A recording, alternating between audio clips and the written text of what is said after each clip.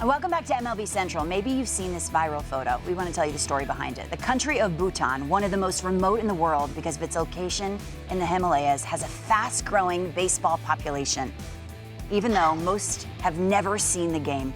Matthew DeSantis is the co-founder and chairman of the Bhutan Baseball and Softball Association, and he joins us this morning on MLB Central. Matthew, it's an honor to have you with us. This photo has captivated all of us. Thanks for being with us.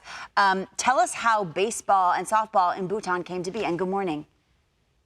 Good morning, and thanks for having me, guys. Yeah, we started the program back in 2010. It started with just some pickup games here and there. And then 2013, a friend of mine, Karma Dorji at the Bhutan Olympic Committee, we decided to start hosting camps. The original idea was to only have about 2 weeks of camps. Within the first 2 weeks, we had hundreds of kids showing up and we couldn't stop.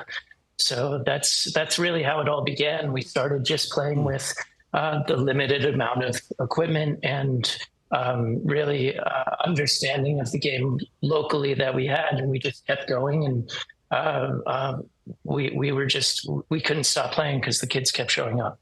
Matthew, two questions. One, how are kids receiving the baseball and softball? And two, who is teaching the kids this great game?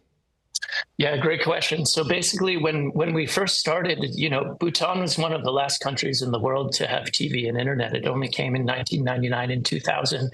And so when we first introduced the game, there was very little knowledge on the ground about it. Everything was learned on the field. We started on concrete slabs and started just teaching the kids, and then they would pick it up on YouTube. We've grown to the point now that we do have a governing body, the Bhutan Baseball and Softball Association. And so we have volunteer coaches and staff coaches who have just really been amazing and dedicated their full time to growing the program. Matthew, I have two questions as well. Number one, how'd you find Bhutan? Were you just like, I want to get off the grid? I mean, because the landscape's unbelievable. And second, when they showed up on the first day, what is the first thing you did? Yeah. Sure. So I actually first learned of Bhutan back in my high school days. I went to a boarding school, and His Royal Highness Chigalugan Wangchuk, who's the second son of the fourth king, went to the school, and he would always tell me about Bhutan. And coincidentally, he's also the president of the Bhutan Olympic Committee, so it's his responsibility to grow sports in the country. We grew a friendship over sports, that's how I first learned of Bhutan. As far as the engaging the kids go, we've been, we've just been really fortunate that we've received a lot of great support locally, and then internationally, just the warm-heartedness of everybody to just encourage us to keep going. Well, Matthew, from Chot to Bhutan, I was just wondering, when I think of Bhutan, I think of archery and some other things that are kind of innate to the region. What did the kids, or what skills did they have pertaining to baseball straight away? Well, we're very near to India. So there's a strong cricket program in Bhutan, and we really caught the program at a very opportune time, because a lot of the cricket players, obviously they have pretty strong skill sets that transition over, and general understanding of some of the fundamentals and I guess mechanics of the game. And so, it wasn't so developed cricket that there was no interest to transition over to baseball. And so in the very early days, we actually had a really nice opportunity where a lot of the national members of the cricket team decided to come play baseball in an adult league that we had formed early on. And so it really helped us to bring kind of immediate talent into the program in the early stages. Matthew, how can people help, be it funding or equipment, things like that? Oh, well, growing a program, any sports program from the ground up is challenging every way. So, every way really helps us.